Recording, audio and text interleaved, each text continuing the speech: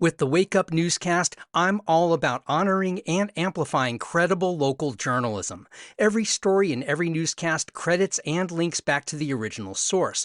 Want to go deeper into any story? Just scroll down into the show notes to find the hyperlinked headlines.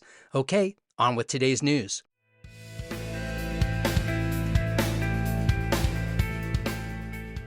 Wake up, Raleigh. I'm Matt Peiken. Thanks so much for getting through the week with me, and here's your local newscast for Friday, February 20th. Holly Springs has approved Wake County's non-discrimination ordinance, extending protections against discrimination to LGBTQ+ people and others.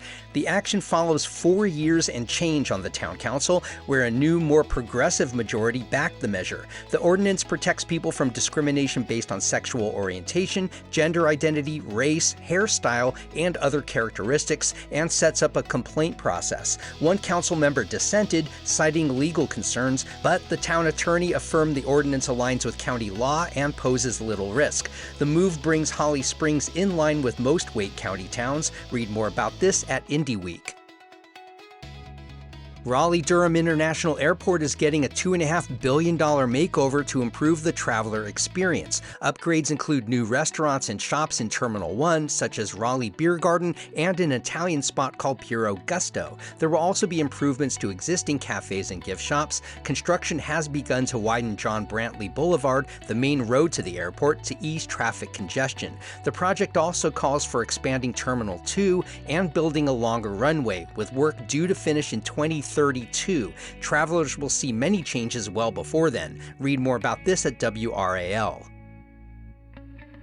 Raleigh's downtown still needs more mixed-use development, especially along Fayetteville Street and in the Central Business District. That's according to Catherine Peel, the Chief Practice Officer at LS3P, North Carolina's largest architectural firm. She says the core was trending toward more retail, restaurants, and street-level activity before the pandemic, but momentum stalled as office patterns and foot traffic changed. Peel argues that rebuilding downtown's everyday energy will require projects that blend uses and keep people on the street beyond the workday. She also warns that increased consolidation among architecture firms could weaken local connections, making it even more important for developers and designers to stay rooted in the community. Read more about this in the Triangle Business Journal.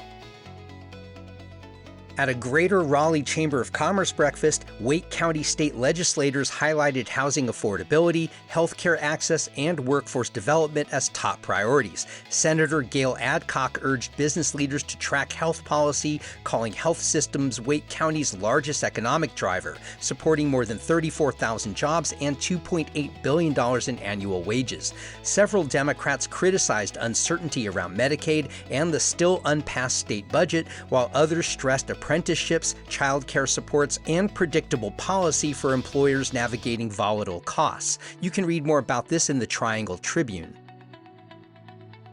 And at age 105, Dr. Prezell Robinson, former president of St. Augustine's University, is being honored for decades of leadership and impact on Raleigh. Robinson led the university through racial unrest in the 1960s and stabilized its finances. He also brought notable figures like Reverend Jesse Jackson to campus. This honor recognizes Robinson's lasting legacy in supporting education and social progress in Southeast Raleigh. Though now too frail to attend, his family will accept the tribute during the Tarboro Road Community Center's annual Black History Month celebration. Read more about this in the News and Observer. Our free newsletter is a quick local news digest, essentially this newscast in written form. Subscribe at wakeupral.transistor.fm. You can also find us on Facebook and Instagram at Wake Up Raleigh, and please share this podcast with your friends who care about this city. I'm Matt Peiken. Thanks so much for starting your weekdays with Wake Up Raleigh.